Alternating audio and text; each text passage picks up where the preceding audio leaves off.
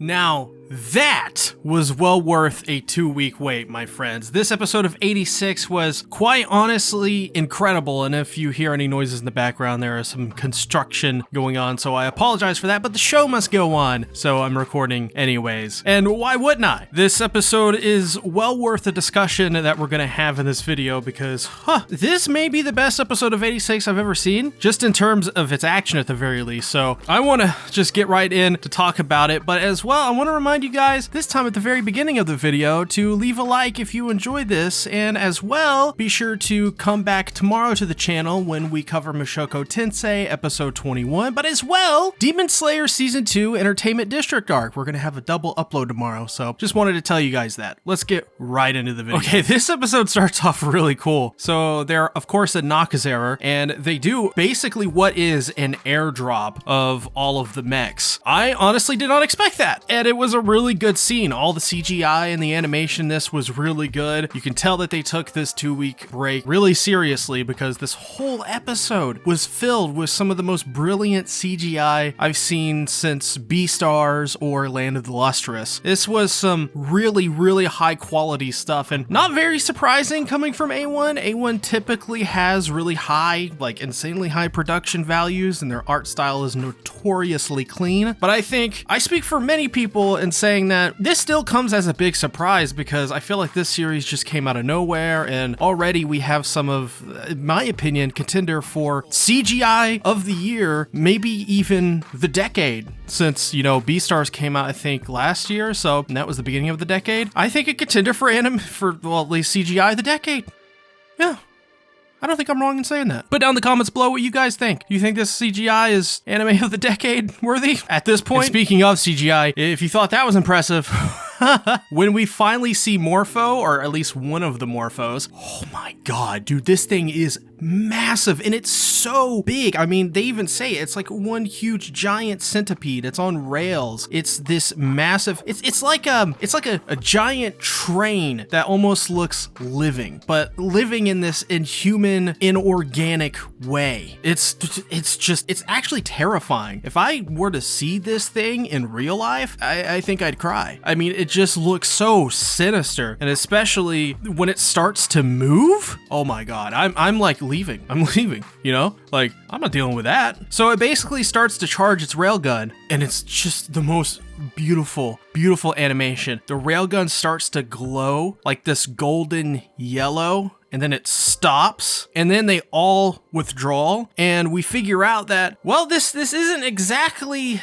the same Morpho. Apparently there is, I guess, Kyria who is guarding this Morpho, and they're changing out the engine, I think is what they described it as. I forget the metaphor they used, but it was rather interesting how they used the Morpho and how they, air quotes, repaired it so quickly to fire off the rail charge. It's basically, it's like, instead of, you know, changing the magazine of like a gun or something like that, they basically keep the magazine and most of the gun and replace like the innards of it, pretty much. So like the loading block and all of that. I don't know why I'm using a gun as a metaphor. I know literally nothing about guns, but you get my point, I think, I hope. It's a very clever way of actually speeding up, I guess, the repair process of the Morpho, because if you just make more Morpho parts, then, well, you don't have to spend 2 months repairing it. It's actually pretty ingenious on the Legion's part, and another very surprising move. If you've noticed a lot about 86 is that, especially with the Legion, well, really all sides in this, besides the Republic, they all have these sneaky, underhand tactics that you don't expect coming. It's like a game of one-upsmanship in many ways. And that's what I think makes the Legion so compelling, is the fact that they're able to be this slippery in all of these instances and have something that keeps surprising the viewer. We have a really interesting scene where Ernst is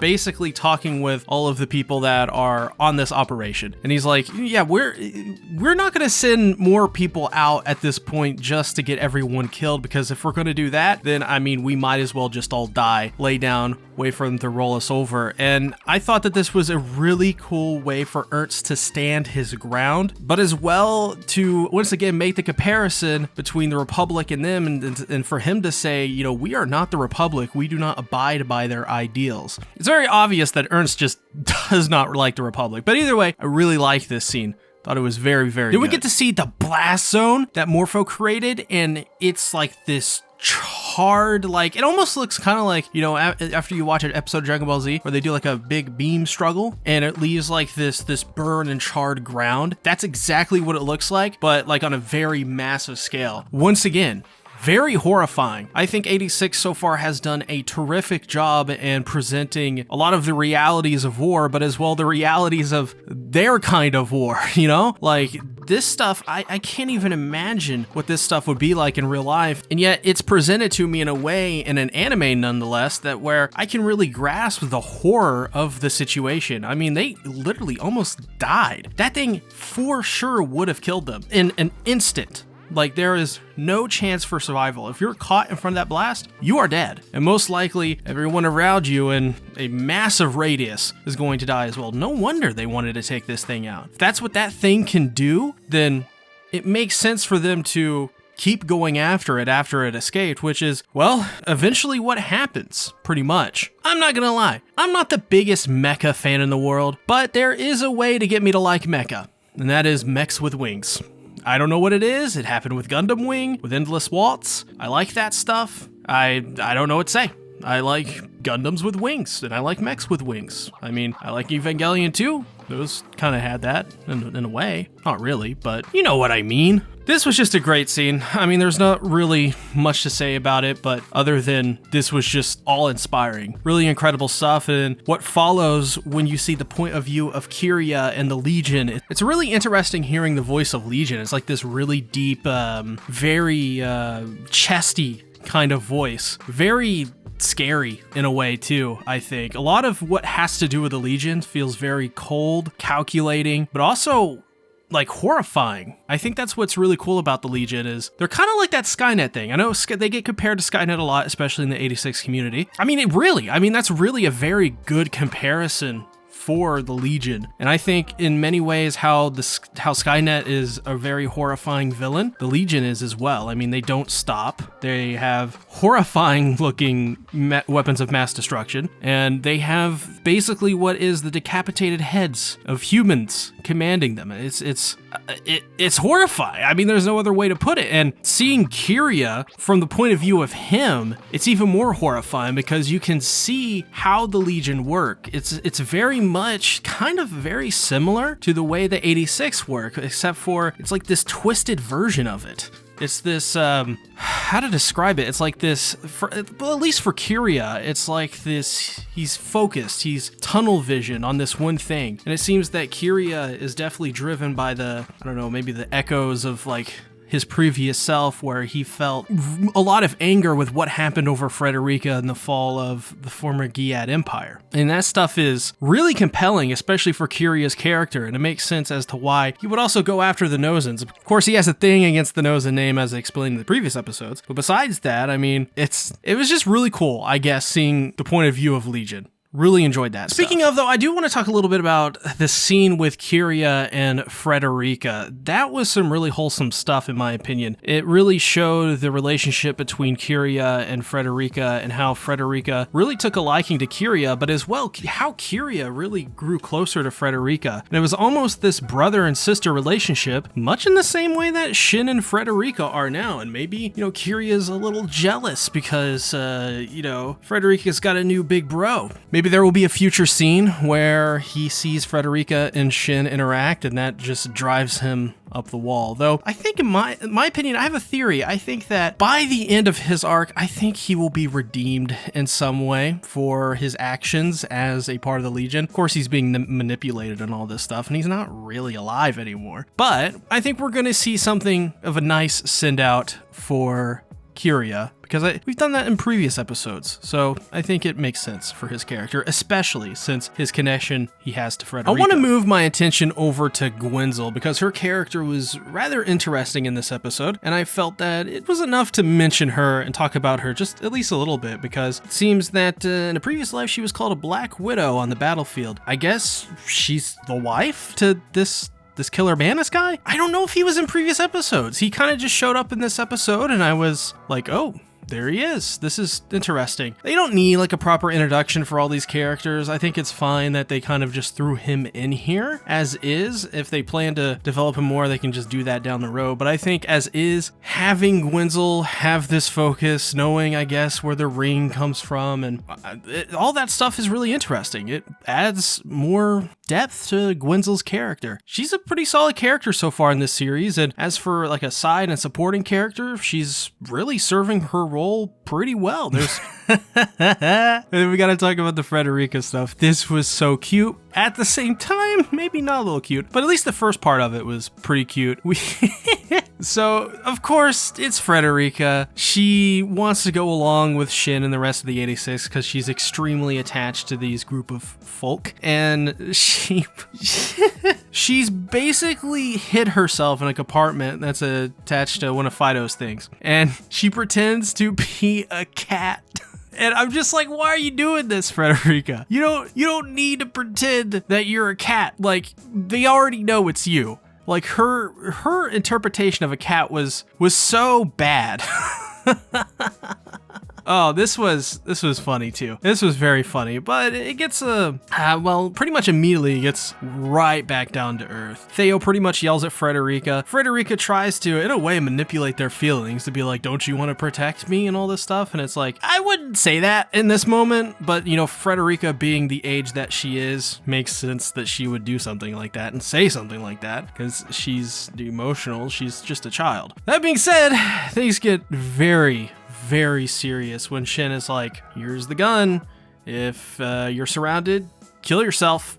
Just close your eyes and pull the trigger. That's it. Yeesh. That is brutal. Of course he's not going to die, but that is some seriously brutal stuff. Yeah, I don't want to think about that anymore. I don't want to think about poor Frederica doing something like that to herself or something awful happening to Frederica in that way. She's just an adorable little cinnamon roll. Who doesn't love Frederica? But either way, it shows the reality of war. It shows that, well, really their reality of war. It shows that this is no game. And as well, they scold Frederica. They're like, this is the last time that you're going to be able to do this. But I also love the tenacity of the 86. They're like, well, we don't plan on dying anyway, so it's not like we're going to have to be in a situation like this. So that makes me think that I don't think we're going to see any of the 86 die, at least in this season. They're kind of impervious to death at this point. I mean, they pretty much all died in the first half of season 1 anyways. I mean, Shin got literally decapitated and he was okay. They revived him. Plus, it would be kind of weird if they were to kill off a big part of their main cast, but here we are. Either way, Frederica's character grows by the episode and all I can think of is, wow, very adorable. So my theories for the next episode, well, they're obviously going to continue to go out for Morpho, so I think we're just going to have another big battle for the next couple of episodes. And I think for the final episodes of this series, my hope is that we see some type of reunion.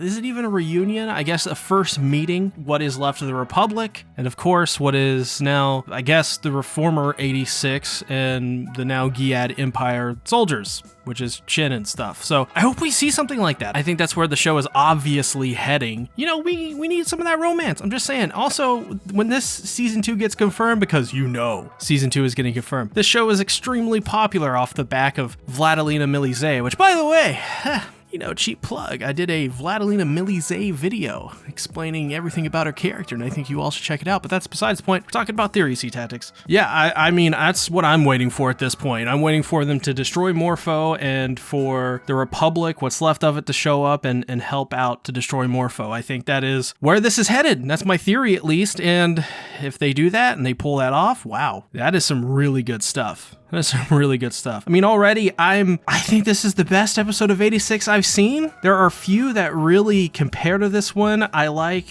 pretty much like every episode of this part of the season. I want to rank it number 1, but I feel like I'm missing something. So I don't want to do that quite yet, but we'll talk about it when the series ends. I'll talk about some of my favorite episodes of the series, maybe, if that's what you guys want. Either way, put down in the comments below what you thought about this episode, what your reaction was to, the 2-week break. Was it worth it? Was it not? I think it was completely worth it. While we wait for next week's episode, once again, check out my Vladilena Milize video, but as well, check out my Everything You Need to Know Before Demon Slayer Entertainment District arc. It's a great video. Both of them are. Go check them out. Bye-bye.